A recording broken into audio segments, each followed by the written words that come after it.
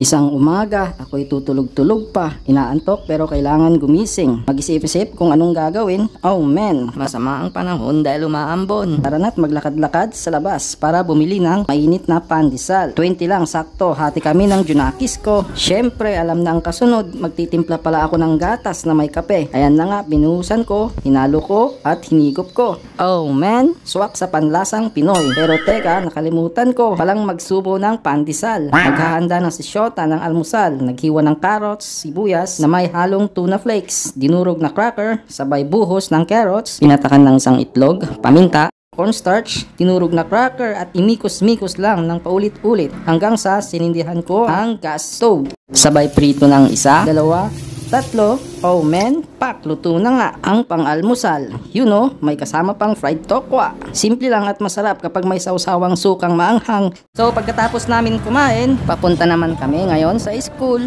Kasi first day of school ngayon ng daycare. So ayun na siya, susulat na siya ng pangalan niya. Good job anak! Matapos kong sunduin, pag uwi namin, ako naman pala ang susulatan niya. Nang magaling kong tattoo artist, legs ko naman ang napagtripan niya. Lumabas kami para mamasyal at kumanta, pero ang mic sira pala.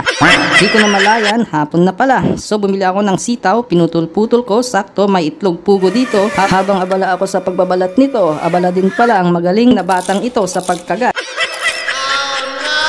So diretso, gisa-gisa lang, konting tubig hanggang sa lumambot ng konti. Naglagay na ako ng paminta at toyo. Naglagay din ako ng oyster sauce. Konting suka, sabay buhos ng itlog ng pugo. Hinalo-halo ko pero teka, nakalimutan ko pala maglagay ng pampalasa. So ito na nga, luto na ang ating adobong sitaw na may halong itlog ng pugo.